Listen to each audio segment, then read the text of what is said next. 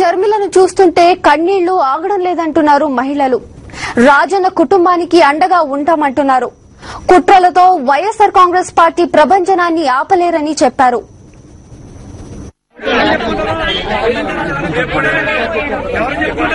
వైఎస్ఆర్ కుటుంబం ఎన్నో కష్టాల్లో ఉన్నప్పటికీ ప్రజల కోసం వారు పడుతున్న తాపత్రయం అందరినీ ఆలోచింపచేస్తోందని పశ్చిమ గోదావరి జిల్లా వాసులు అంటున్నారు. మాకు వైఎస్ఆర్ కుటుంబం అంటే చాలా అభిమానం అండి. ఆయన లేనట్టు మాకు చాలా బాధకరం. ఈ రోజు ఆడ కూతురు ఇంటి కూడా నేను పార్టీ కోసం ఎంతగానో ఆవిడ తీరుతుంది. మాకు చాలా బాధగా ఉంటుంది. మాకు జగన్ గారు బయటకు రావాలని మేమందరం అంత ఆశ.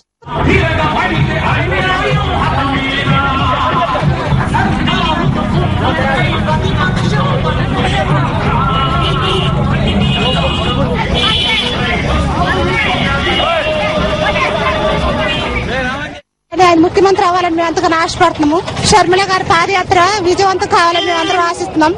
జై జగన్.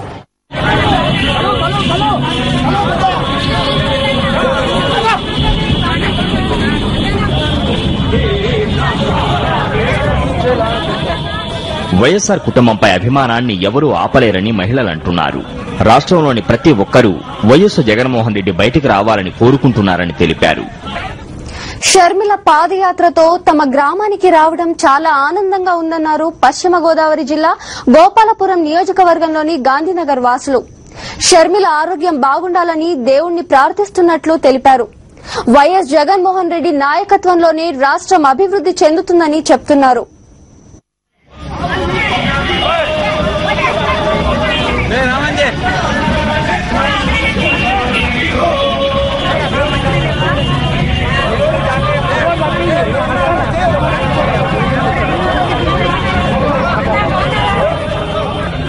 రైతులు గ్రామాలు కరువుతో అల్లాడిపోతున్నాయి.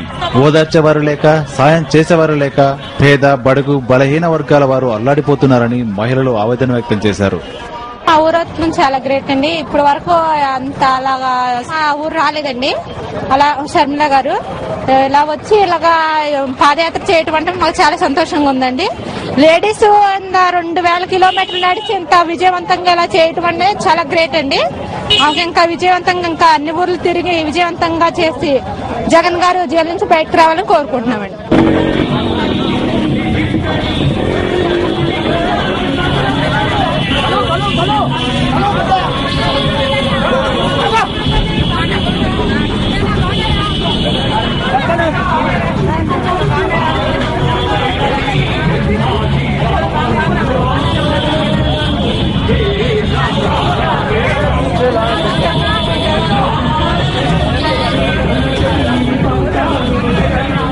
షర్మిల గారు ఒక్క మాకు చాలా సంతోషం కింద ఉందండి.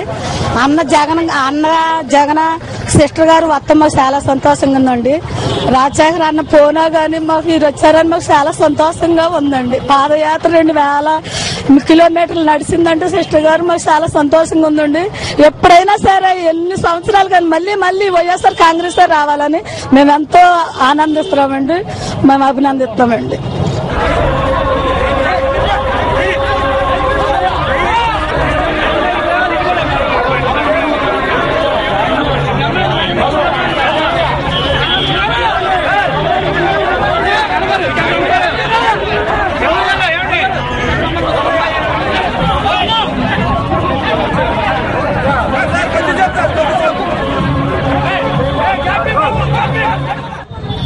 రాజశేఖరన్న చనిపోవడం వల్లనే ఈ కష్టాలను వ్యాపుతున్నారు పశ్చిమ గోదావరి జిల్లా ప్రజలు. ఇప్పటికైనా ప్రభుత్వం ప్రజా సమస్యలపై దృష్టి పెట్టాలని చెప్తున్నారు.